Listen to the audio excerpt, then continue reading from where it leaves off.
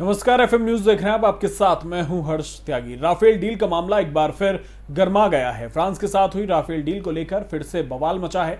French publication Mediapart ने अपनी report में दावा किया है कि इस डील के लिए दसॉ एविएशन ने सुशेन गुप्ता नाम के बिचौलिए को 7.5 मिलियन यूरो यानी कि 65 करोड़ रुपए दिए हैं। इस रिपोर्ट के आने के बाद अब बीजेपी और कांग्रेस आमने सामने आ गए हैं। राफेल डील को लेकर हुए इस खुलासे पर राहुल गांधी और प्रियंका गांधी वाड्रा ने भी सरकार को घेरा है। वहीं कांग्रेस की तरफ से कांग्रेस प्रवक्ता पवन खेड़ा ने प्रेस कॉन्फ्रेंस की है, तो बीजेपी की तरफ से संबित पात्रा ने प्रेस कॉन्फ्रेंस की है। क्या कुछ कहा है, सुनाते हैं।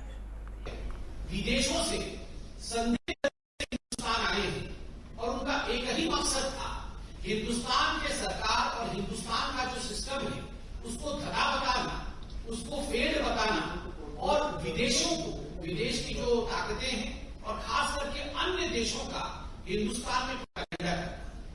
We have seen this most important news article today as to how money trade in fact was there from foreign nations, as to how dubious characters were involved, and the only agenda of these so-called portals, and in this particular one, the portal called NewsClick, the only agenda is propaganda of a foreign nation and demeaning India's name. ये इस प्रकार का एक साजिश भारतवर्ष में चल रहा है। बंधुगण, आप सबने देखा होगा कुछ लोग अपने आप को एक्टिविस्ट कहते हैं, कई लोग इनको अर्बन नक्सलिस्ट भी कहते हैं, माओइस्ट भी कहते हैं, ये लोग अपने आप को एक्टिविस्ट कहते हैं। ये एक्टिविस्ट और ये जो पोर्टल वाले हैं जो मीडिया का चादर ओढ़ करके अपने आप को मीडिया के रूप में प्रोजेक्ट करते हैं, कुछ विदेशी ताकतें, उसके साथ साथ भारतवर्ष के मेन स्ट्रीम राजनेता भी कुछ ऐसे हैं जिनका एक बिल्कुल सरगना बना हुआ है, एक ग्रुप बना हुआ है और बहुत ही प्लान तरीके से, बहुत ही सामंजस्य के साथ ये काम करते हैं और इनका मकसद होता है भारतवर्ष में। यूरोफाइटर, जो कि दसॉल्ट का राइवल है, ने एक पत्र उस वक्त स्वर्गीय अरुण जेटली जी को लिखा था कि हम 20% डिस्काउंट देंगे बिड ऑफर पर, ओरिजिनल बिड प्राइस पर। वो कागज भी इसी रेड में, 2019 की रेड में ईडी को सुशेन गुप्ता के यहां बरामद हुआ। आज 2021 में बैठे हैं हम। जो सबसे महत्वपूर्ण 5वां कागज बरामद हुआ, बड़ा गौर से सुनिएगा। 24 जून 2014 की तारीख थी उस नोट पर। वह नोट सुशेन गुप्ता ने दसॉल्ट को भेजा था और उस नोट में क्या लिखा था? 24 जून 2014, नई सरकार थी, मोदी जी की सरकार को 1 महीना हो चुका था, शपथ लिए, स्थापित हो चुकी थी।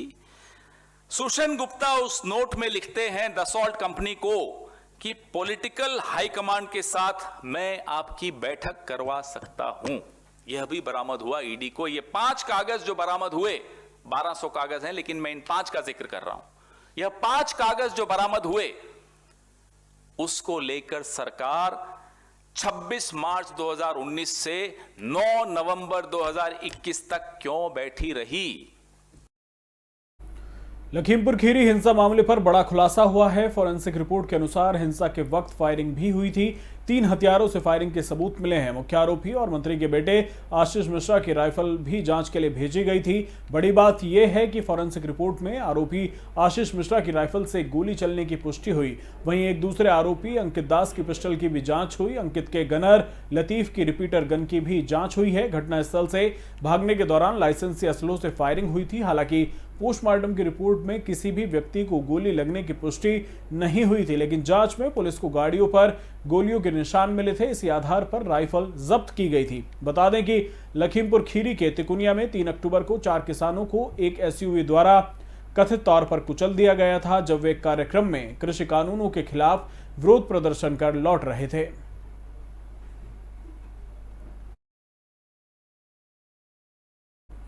मध्य प्रदेश में बीजेपी के महासचिव पी मुरलीधर राव ने अपने इस बयान से विवाद खड़ा कर दिया कि ब्राह्मण और बनिया समुदाय के लोग उनकी जेब में हैं। अपने इस कथित बयान के बाद मध्य प्रदेश में पार्टी के प्रभारी राव विपक्षी दल कांग्रेस के निशाने पर आ गए। तो वहीं कांग्रेस नेता और पूर्व सीएम कमलनाथ ने बीजेपी से माफी मांगने की मांग की है, जबकि बाद में राव ने दावा किया कि विपक्षी दल ने उनके बयान को तोड़ मरोड़ कर पेश किया। राव ने बीजेपी प्रदेश कार्यालय में संवाददाता सम्मेलन को संबोधित करते हुए कहा कि बीजेपी और उसकी सरकारें अनुसूचित जाति और अनुसूचित जनजातियों को वोट बैंक के रूप में नहीं देख रही, बल्कि उनके पिछड़ेपन, रोजगार और शिक्षा जैसी मूलभूत जरूरतों को दूर करने पर विशेष ध्यान देने जा रही हैं। मेरे जेब में ब्राह्मण है और मेरे जेब में बनिया है। आप कहते रहे कि एक सेकंड भाई साहब सुनो ना। अरे भाई साहब सुनिए ना, पूरा आप प्रश्न पूछा और मेरे को सुनना ही नहीं चाहते। आप जेब में ब्राह्मण है। नहीं एक सुनो। अरे भाई, मेरा वोट बैंक में और मेरे कार्यकर्ताओं में, मेरे नेताओं में जब आप ब्राह्मण रहा तो ब्राह्मण पार्टी कहा, और बनिया है तो बनिया पार्टी कहा। छठ पूजा के लिए दिल्ली सरकार 800 घाटों का निर्माण करवा रही है। यहां पर टेंट, लाइट, पीने का पानी, साफ सफाई, सुरक्षा समेत दूसरे कार्यक्रमों का आयोजन होगा। मुख्यमंत्री मनीष सिसोदिया का कहना है कि 2015 से पहले सिर्फ 80 से 90 घाटों पर छठ पूजा का आयोजन होता था। दिल्ली सरकार ने इसमें 10 गुना ज्यादा की बढ़ोतरी की है। सिसोदिया के मुताबिक कोरोना कम हुआ है, खत्म नहीं हुआ, इसलिए सभी श्रद्धालुओं से गुजारिश है कि पूजा के साथ कोरोना से जुड़े एहतियात का भी खास ख्याल रखें। छठ मैया सबका कल्याण करेंगी। डिस्प्ले, वहां पे पीने का पानी की व्यवस्था, वहां पे हाइजीन की पूरी व्यवस्था, वहां पे सिक्योरिटी की सारी व्यवस्था सरकार करती है। तो 800 ऐसे घाट जिन पे इतनी बड़ी व्यवस्था है, शायद देश के किसी भी राज्य में सरकार द्वारा किसी शहर में इतनी बड़ी व्यवस्था नहीं की जाती होगी जितनी दिल्ली सरकार करती है। और हमें इस बात पे बहुत गर्व है, क्योंकि दिल्ली सबका है। दिल्ली में पूर्वांचल के लोग बहुत बड़ी संख्या में हैं। आम आदमी की सरकार उनकी सरकार है। उन्होंने अपनी सरकार इसीलिए चुनी कि छठ का आयोजन केवल कुछ पार्टियों के नेताओं तक सीमित ना रहे, आम आदमी कर सके।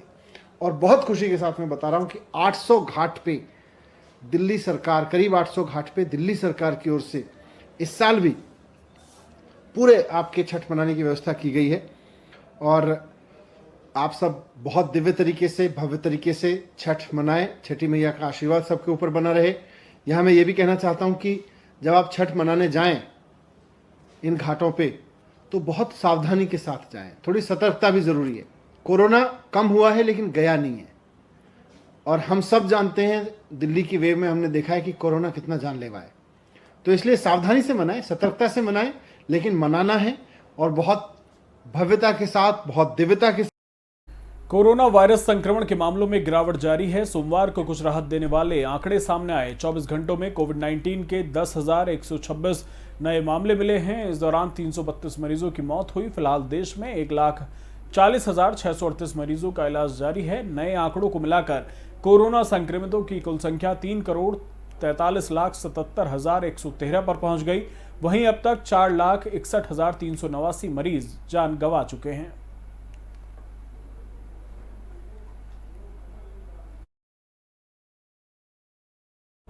सुप्रीम कोर्ट ने सोमवार को उत्तर प्रदेश सरकार की ओर से लखीमपुर खीरी में हुई हिंसा पर दायर एक स्टेटस रिपोर्ट पर नाराजगी जाहिर की। सुप्रीम कोर्ट ने जांच को लेकर यूपी सरकार को फटकार लगाई और कहा कि जांच सही तरीके से नहीं हुई। सुप्रीम कोर्ट ने कहा कि उत्तर प्रदेश सरकार की ओर से दायर स्टेटस रिपोर्ट में कहने के अलावा कुछ भी नहीं है और गवाहों से पूछताछ की गई है। कोर्ट ने लखीमपुर खीरी हिंसा मामले की जांच हाईकोर्ट के रिटायर्ड जज की निगरानी में कराने का सुझाव दिया और उत्तर प्रदेश सरकार से शुक्रवार तक अपना रुख स्पष्ट करने को कहा। बता दें कि लखीमपुर खीरी केस में 4 किसानों और एक स्थानीय पत्रकार सहित 8 लोग मारे गए थे। सुप्रीम कोर्ट ने फटकार लगाते हुए यूपी सरकार से पूछा कि केवल आशीष मिश्रा का फोन ही क्यों जब्त किया गया और दूसरों के क्यों नहीं। सुप्रीम कोर्ट ने कहा कि यह सुनिश्चित करने के लिए कि केस में सबूतों का कोई घालमेल ना हो, हम मामले की जांच की निगरानी के लिए एक अलग उच्च न्यायालय के रिटायर्ड जज को नियुक्त करने के इच्छुक हैं।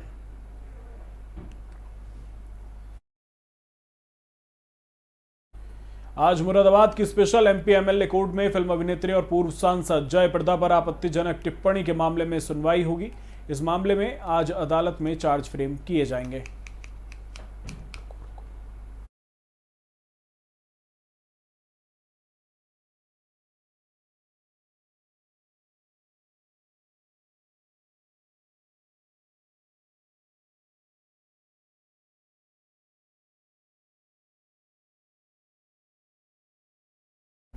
मुख्यमंत्री भूपेश बघेल ने छत्तीसगढ़ के पंथी नर्तक डॉक्टर राधेश्याम बारले को साल 2021 के लिए पद्मश्री सम्मान के लिए चयनित होने पर फोन कर बधाई दी और शुभकामनाएं दी। बता दें कि सीएम बघेल ने राधेश्याम को दूरभाष पर बधाई देते हुए कहा कि डॉक्टर राधेश्याम के नृत्य के माध्यम से बाबा गुरु घासीदास जी के संदेश को जन जन तक पहुंचा रहे हैं। उन्होंने अपनी कला साधना से छत्तीसगढ़ और देश को गर्व है।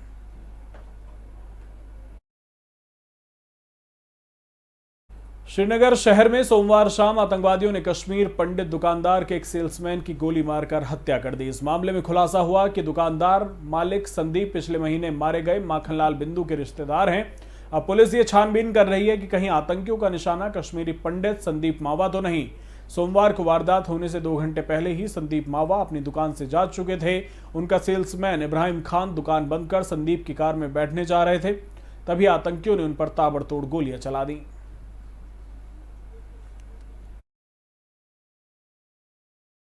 अगले 4 दिनों तक दिल्ली की फिजाओं में प्रदूषण का स्तर काफी बढ़ा रहेगा। केंद्रीय प्रदूषण नियंत्रण बोर्ड ने इस बात की जानकारी देते हुए कहा कि दिल्ली एनसीआर की वायु गुणवत्ता की समीक्षा की गई है। सीपीसीबी के मुताबिक दिल्ली में अगले 5 दिनों के दौरान पराली जलाने के कारण यहां की हवाओं में प्रदूषण में योगदान बढ़ेगा। सीपीसीबी की रिपोर्ट की माने तो दिल्ली में वायु गुणवत्ता बेहद खराब और गंभीर श्रेणियों के बीच रहेगा। मौजूदा हालात के बारे में जायजा लेते हुए बोर्ड की ओर से दिल्ली, हरियाणा, उत्तर प्रदेश और राजस्थान की सरकारों को कड़े निर्देश जारी किए गए। फिलहाल मेरे साथ इतना ही। बने रहिए एफएम न्यूज के साथ। नमस्कार।